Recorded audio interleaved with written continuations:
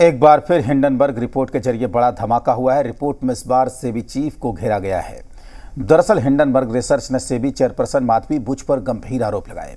उन पर अडानी ग्रुप के खिलाफ जांच में निष्पक्ष नहीं होने का आरोप है। दावा किया जा रहा है कि माधवी के अडानी ग्रुप से गहरे संबंध है और इसीलिए कोई एक्शन नहीं लिया गया। रिपोर्ट में हुए धमाके से सियासी घमासान भी छिड़ गया है, तो कल निगाहें बाजार पर भी टिक गई हैं।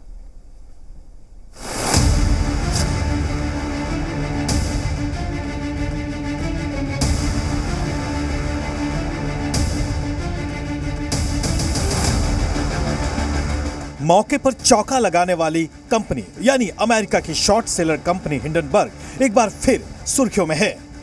अडानी ग्रुप पर निशाना साधने वाले हिंडनबर्ग ने इस बार नया धमाका करते हुए सीधे भारतीय शेयर बाजार को रेगुलेट करने वाली संस्था यानी सेबी चीफ माधवी पुरी बुच पर हमला बोल दिया है। हिंडनबर्ग का आरोप है कि सेबी चीफ माधवी बुच ने अडानी ग्रुप के खिलाफ जांच में सख्ती नहीं बरती, इसलिए 18 महीने तक कोई जांच ही नहीं हुई। यही नहीं, हिंडनबर्ग की रिपोर्ट में दावा यह भी किया गया है कि सेबी चीफ का अडानी ग्रुप से करीबी नाता है। रिपोर्ट के दावों के मुताबिक अडानी ग्रुप के खिलाफ जांच में निष्पक्षता नहीं बरती गई। सबूतों के बावजूद अडानी ग्रुप पर कोई कार्रवाई भी नहीं हुई। अडानी ग्रुप के ऑफशोर फंड्स के खिलाफ एक्शन तक नहीं हुआ, क्योंकि बुच दंपति की ऑफशोर एंटिटी में हिस्सेदारी है। इससे पहले कि हिंडनबर्ग की रिपोर्ट पर सेबी चीफ की ओर से सफाई आती, सियासी घमासान का बिगुल बज गया है। सेबी चीफ के इस्तीफे की मांग से लेकर समय से पहले अनिश्चित काल के लिए संसद स्थगित होने पर विपक्ष ने सवाल उठाया है, जबकि सत्ताधारी बीजेपी सदन के बाहर बराबर पलटवार कर रही है। जेपीसी की जांच के बगैर इन सवालों के जवाब नहीं मिल सकते। आज एक आम निवेशक का विश्वास भारत के मार्केट्स पे हिल गया है, क्योंकि रेगुलेटर कॉम्प्रोमाइज्ड है। कांग्रेस का एक ही काम है, देश में अराजकता फैलाना, देश को विवादित मामलों में उलझाना। मुझे पता है आज के बाद 2 दिन तक हमारे प्यारे तिरंगे को पीछे रख करके बयान दिए जाएंगे, जो मैं समझता हूं कि अशोभनीय होगा। सीधे तौर पे कहता हूं, ज्वाइंट पार्लियामेंट्री कमेटी के अलावा इसका कोई विकल्प नहीं है। जब जब भारत में संसद का सत्र चलता है, तब तब विदेश में कोई ना कोई रिपोर्ट छपती है।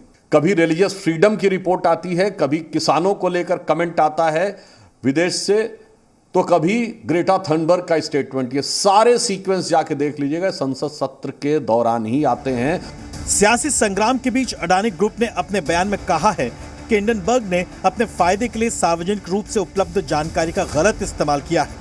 आरोप पहले ही निराधार साबित हो चुके हैं। गहन जांच के बाद सुप्रीम कोर्ट ने जनवरी 2024 में हिंडनबर्ग के आरोपों को खारिज कर दिया था। आपको याद दिला दें कि हिंडनबर्ग ने अडानी ग्रुप पर मनी लॉन्ड्रिंग, शेयर मैनिपुलेशन जैसे गंभीर आरोप लगाए थे।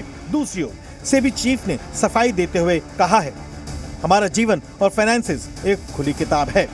हालांकि हिंडनबर्ग की हिला देने वाली खबर के बाद अब सभी की निगाहें सोमवार पर लगी हैं, जब शेयर बाजार अपना रुख दिखाएंगे।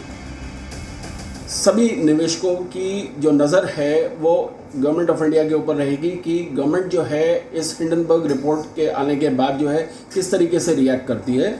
और मेरा जो बिट ऑफ एडवाइस है वो ये रहेगा कि जो छोटे निवेशक हैं या जो आम इन्वेस्टर है, उसको जो है अभी स्पेकुलेशन में बिलीव नहीं करना चाहिए और उनको जो है लॉन्ग पोजीशंस में बिलीव करके इन्वेस्टमेंट करनी चाहिए।